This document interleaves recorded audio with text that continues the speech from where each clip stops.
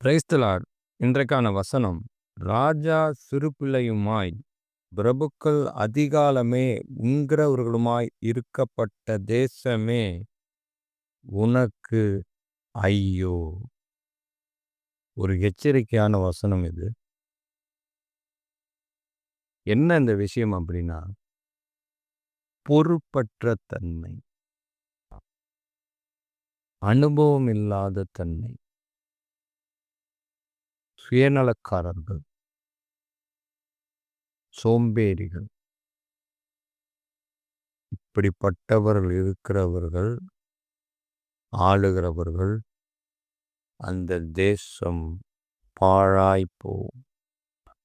அந்த தேசம் அழிவை சந்திக்கும் அப்படின்னு இந்த வசனம் சுட்டி காமிக்குது.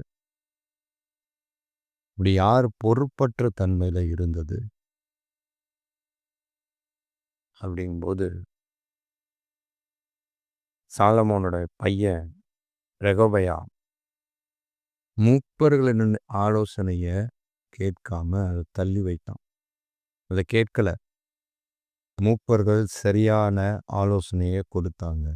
ஆனா அவனுக்கு அனுபவம் இல்லாததுனால அவன் வயது நண்பர்களிடத்துல கேட்டு இன்னும் அதிகமாக ஜனங்களை ஒடுக்கினான். இப்போ என்ன நடந்துச்சு? இஸ்ரவேலில் 12 கோத்திரத்தில் 10 கோத்திரம் தனியாக பிரிஞ்சு போயிடுச்சு. ஒரு பெரிய பிளவே உண்டு பண்ணிட்டான். காரணம், அங்கே அனுபவம் இல்லாத தன்மை, பொறுப்பற்ற தன்மை. ஒரு தேசத்தை ஆளக்கூடிய ஒரு தலைவன் எவ்வளவு பொறுப்புடன் இருக்க வேண்டும், எவ்வளவு கவனத்துடன், எவ்வளவு எச்சரிக்கையுடன் இருக்க வேண்டும். ஆனால் அதெல்லாம் யோசிக்காதபடி, மூப்பர்களுடைய அந்த யோசனைகளை கேட்காதபடி அசட்டை செய்து, நண்பர்களுடைய ஆலோசனையை கேட்டு தன் தேசத்தை அழிவுக்கு நேராய் நடத்தினான். அதே போல பெல்ஷாஷார் அப்படின்னு ஒரு ராஜா, அவன் என்ன பண்றான்? அவங்க மேல யுத்தம் நடந்துட்டு இருக்கு. யுத்தம் நடந்துட்டு இருக்கிற வேலையில கூட இவன் விருந்து பண்ணி, மதுபானம் குடித்து, வெறித்து, நல்லா சல்லாபமாய் வாழ்ந்து தேசத்தை அழிவுக்கு நேராய் நடத்தினான். இப்போ எவ்வளவு பொறுப்பற்ற தன்மை அது! ஒரு தேசத்தை காக்கக்கூடியவர்கள் எந்த அளவுக்கு அர்ப்பணிப்புடன் இருக்க வேண்டும். ஆனால் அப்படி இல்லாம குடித்து வெடித்து நல்ல சுகபோகமாய் வாழ்ந்து தேசத்தை அழிவுக்கு நேராய் நடத்தினான். இப்படி ஒருவேளை நம்ம தேசத்தை காக்கிற இராணுவ வீரர்கள் இருந்தால் நம்முடைய நிலை என்ன?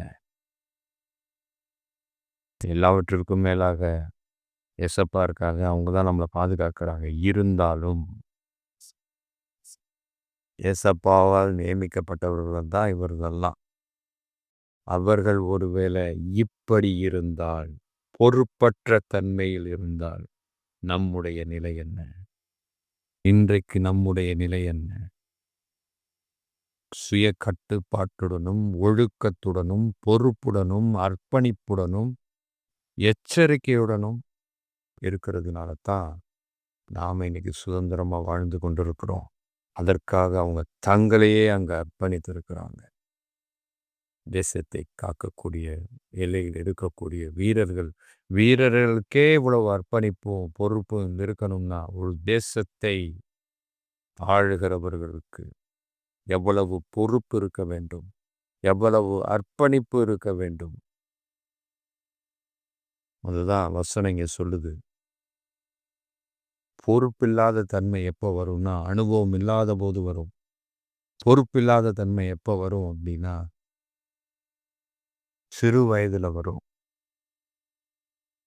இதனால அதற்கென்ற ஒரு கால நேரங்கள் இருக்கிறது.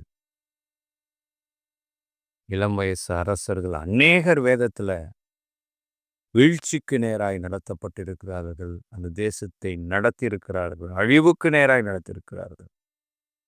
காரணம் என்ன? பொறுப்பில்ல, சுயநலம்.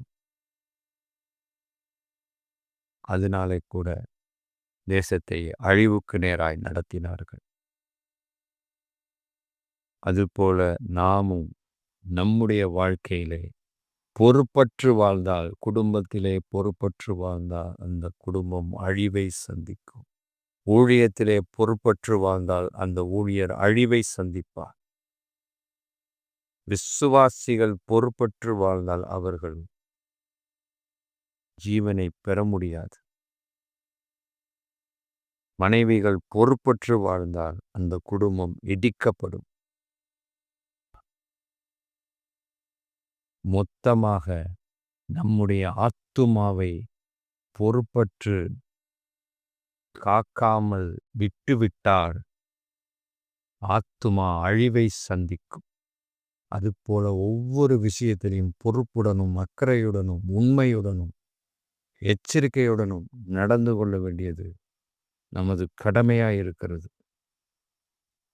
அது உலக பிரகாரமான வேலையாக இருந்தாலும் சரி, ஆண்டவருடைய ஊழியமாக இருந்தாலும் சரி, நற்செய்தியை அறிவிக்கிறதா இருந்தாலும் சரி, எதுவானாலும் சரி, பொறுப்புள்ள ஒரு விஷயம்தான், ஒரு காரியம்தான் அங்கே பயனை தரும்.